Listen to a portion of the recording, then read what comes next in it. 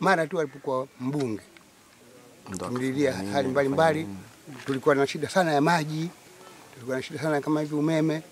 Kwa hivyo katika utekelezaji wake akienda bungeni labda aliamika hivyo, ndio tukafanikiwa kupata maji yalikuja mapema mno. Yeye akiwa mbunge ya bomba ya maji ya bomba kutoka Wame. Awamu ya kwanza ilikuwa vijiji 17 vilivyo karibu na barabara. Umeme mwaka juzi 2002 kitu kama hicho.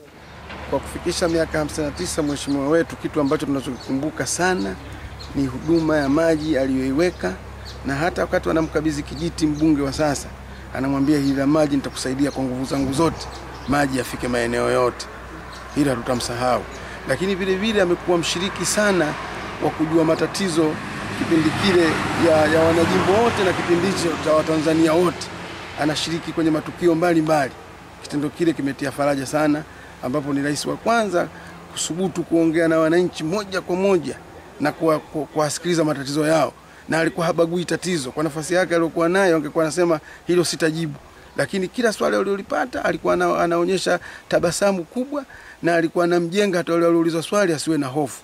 Kwa hiyo Mwenyezi Mungu amjalie miaka 5 yeye aliyemaliza basi aendelee tena, na nina imani hii miaka 5 ya mwanzo, miaka 5 itakayokuja Watanzania watakuwa na matunda makubwa zaidi. Leo Watanzania tunajivunia mtu anatoka Mtwara mpaka Mwanza.